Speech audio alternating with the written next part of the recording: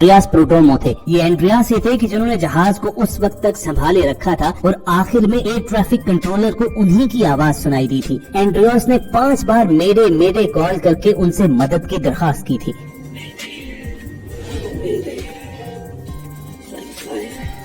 Andreas के पास जहाज उड़ाने की इब्तदाई ट्रेनिंग तो मौजूद थी, लेकिन उनके पास इतना एक्सपीरियंस नहीं था कि वो बोइंग 737 जैसे बड़े जहाज को कंट्रोल कर सकते। लेकिन फिर भी वो फ्लाइट 522 को आबादी से दूर ले जाने में कामयाब रहे। लेकिन जब इस जहाज के क्रैश होने की वजह जानने के लिए इन्वेस्टिगेशन टीम ने काम करना शुरू किया तो सबसे पहले ये समझा गया कि जहाज के इंजन काम करना छोड़ चुके थे, उसी की वजह से ये जहाज तबाह हो गया। लेकिन अंदर बैठे हुए लोग तो जहाज क्रैश होने से पहले ही मारे जा चुके थे, तो फिर ये पुरसरार वाकया था क्या? तभी एक इन्वेस्टिगेशन ऑफिसर की नजर जहाज के पैनल पर मौजूद एक बटन पर पड़ी और ये बटन था जहाज के अंदर हवा के प्रेशर को सेट करने का। इस बटन को देखते साथ ही उस ऑफिसर के सामने सारी कहानी खुल गई। ये बटन जहाज के अंदर हवा के प्रेशर को कंट्रोल करता है। जहाज का इंजन जब काम कर रहा होता है तो साथ ही साथ वो बाहर से हवा सक करके जहाज के अंदर भी भेजता है, ताकि अंदर बैठे हुए लोगों को मुसलसल ऑक्सीजन मिलती रहे। आमतौर पर प्रेशर कंट्रोल करने वाले इस बटन को ऑटो मोड पर ही रखा जाता है और कभी कभार अगर इसे मैनुअल करना पड़े तो जहाज के पायलट या को पायलट को मुसलसल इस पर निगाह रखनी होती है। इस हादसे से एक दिन पहले बोइंग 737 जब रूटीन की सर्विस पर गया था तो वहाँ इसकी सर्विस करते हुए किसी वर्कर ने लापरवाही से इस बटन को मैनुअल मोड पर करते हुए जहाज को वापस फ्लाइट के लिए भेज दिया और टेक ऑफ करने से पहले पायलट या को पायलट का ध्यान इस जानिब गया ही नहीं कि जहाज में ऑक्सीजन लेवल और हवा का प्रेशर सेट करने वाला बटन ऑटो की बजाय मैनुअल मोड पर है। और यही वजह थी कि धीरे धीरे जहाज के अंदर ऑक्सीजन का लेवल गिरने लगा और जब कॉकपिट के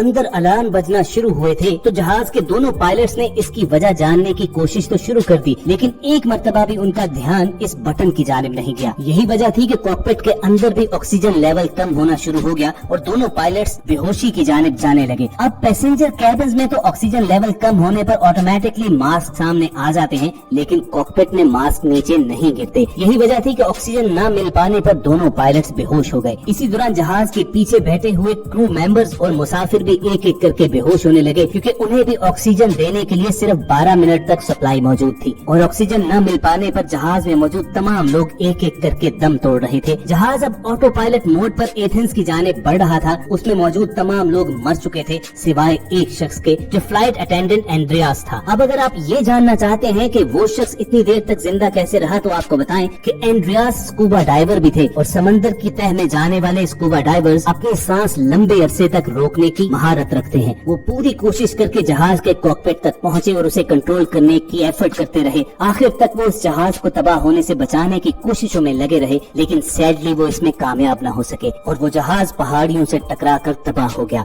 इस प्लेन क्रैश के कई महीने के बाद बिलाखिर इसकी डिटेल रिपोर्ट जारी की गई, जिसमें ये बताया गया कि 121 लोगों के मरने की असल वजह सिर्फ वही एक बटन था जो ऑटो मोड की बजाय मैनुअल पर कर दिया गया था। अगरचे उस रिपोर्ट में तो नहीं कहा गया, लेकिन हमारी नजर में इन 121 लोगों की मौत के असल जिम्मेदार इस प्लेन की सर्विस करने वाले वो वर्कर्स थे कि जिन्होंने गफलत के साथ इस बटन का मोड चेंज कर दिया। लेकिन बाज एक्सपर्ट्स की राय में दोनों पायलट्स को भी टेक ऑफ करने से पहले ये देख लेना चाहिए था कि जहाज के तमाम कंट्रोल सिस्टम्स ठीक तरह से काम कर रहे हैं या नहीं। तो कमेंट करके आप जरूर बताइएगा कि आपकी नजर में असल कसूरवार कौन था। क्या इस बोइंग 737 का रूटीन चेकअप करने वाले वो वर्कर्स या जहाज के दोनों पायलट्स जिन्होंने बिना देखे जहाज के साथ उड़ान भर ली, या आपके ख्याल में जहाज के अंदर मौजूद तमाम लोगों की किस्मत में ऐसा होना लिखा था? इसी एक सवाल के साथ आपको छोड़े जाते हैं। आपके जवाबात का हमें इंतजार करके हमारे सब्सक्राइबर्स बन जाइए। जल्द मिलने की उम्मीद के साथ आपको अलविदा कहेंगे।